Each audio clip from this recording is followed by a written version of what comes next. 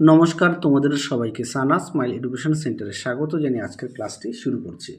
আজকে তোমাদের সঙ্গে আলোচনা করব তোমরা যারা নবম শ্রেণীর প্রথম পর্যায়ক্রমিক মূল্যায়ন পরীক্ষা দেবে 2026 সালে তোমাদের জন্য রায় মার্টিন প্রশ্নবিচিত্র থেকে আজকে সমাধান করব নবম শ্রেণীর ভৌতবিজ্ঞান বিষয় মডেল নাম্বার 6 অর্থাৎ 6 নম্বর স্কুলের যে সমস্ত ছোট ও বড় প্রশ্ন আছে তার সমস্ত প্রশ্নের উত্তরের সমাধান করে দেখাবো। চলো দেরি না করে মূল বিষয়ে যাওয়া যাক। দেখো 1 মাইক্রন সমান সমান কত ন্যানোমিটার, উত্তরটা লিখবে 10⁻³ অপশন সি। 2 জায়গায় দেখো প্রশ্নের উত্তরটা হবে বেগ অপশন বি। 3 জায়গায় দেখো প্রশ্নের উত্তরটা হবে আচ্ছা, তোমাদের কাছে কমেন্ট বক্সে উত্তরটা জানিও। হ্যাঁ, তোমরা অবশ্যই এই প্রশ্নের উত্তরটি কমেন্ট বক্সে জানিও।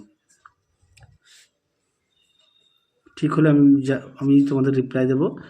4 দাগ দেখো প্রশ্নের উত্তরটা হবে অপশন এ। 5 দাগে দেখো প্রশ্নের উত্তরটা হবে অপশন বি, সি 12। 6 দাগ দেখো প্রশ্নের উত্তরটা হবে অপশন ডি। 7 দাগ দেখো উত্তরটি হবে অপশন ডি। পরবর্তী দেখো 8 দাগের প্রশ্নের উত্তরটা হবে অপশন বি তরল। পরবর্তী দেখো গ্রুপ বির প্রশ্নগুলি দেখো কি আছে।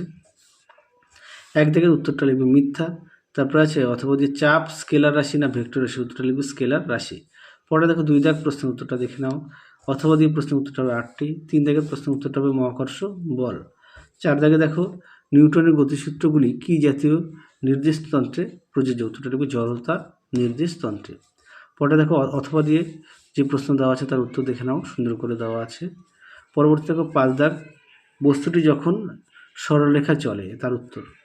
6 দাগে দেখো প্রশ্নের উত্তরটা দেখে নাও। 7 দাগে দেখো উত্তরটা লিখবে দেখে নাও ক্রমান্বয়ে পরিবর্তন ঘটে, আর অথবা দিয়ে প্রশ্নের উত্তরটা হবে নিউট্রন। পরবর্তীতে দেখো গ্রুপ সির কী আছে। 1 দাগে দেখে নাও প্রশ্নের উত্তরটা। দেখো প্রশ্নের উত্তরটা তোমরা এটা লিখতে পারো, এখান থেকে এগুলি লিখবে। পরবর্তী দেখো কি আছে, এখানে 2 দাগের প্রশ্নের উত্তরটি সুন্দর করে দেওয়া আছে। পরে দেখো সাধারণ তুলাযন্ত্রের শুভজিতা বলতে কি বোঝো, দেখো প্রশ্ন উত্তর।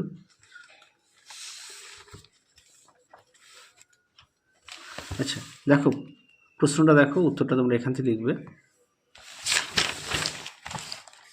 দেখে নাও এই পর্যন্ত উত্তরটা লিখ। পরবর্তী প্রশ্ন দেখো কি আছে। আচ্ছা, সাধারণ তুলাযন্ত্রের শুভজিতার শর্তগুলি লেখো।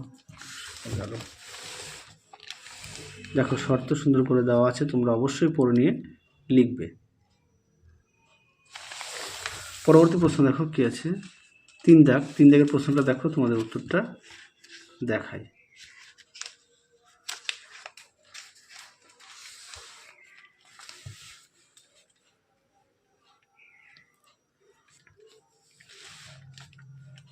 অর্থাৎ প্রথম গতিসূত্র হবে, দেখো তার উত্তর তোমরা পাঠ্য বই থেকে পড়ে নিতে পারো।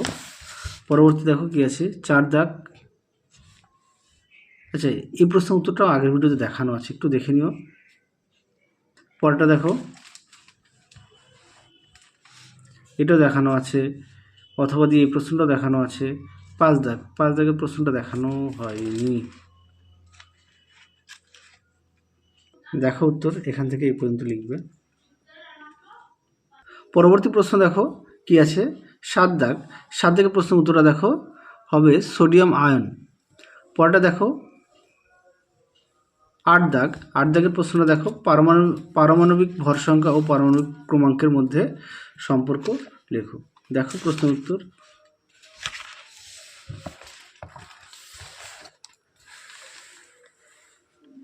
দেখো প্রশ্ন উত্তরটি সুন্দর করে দেওয়া আছে, তোমরা অবশ্যই ভালো করে পড়বে।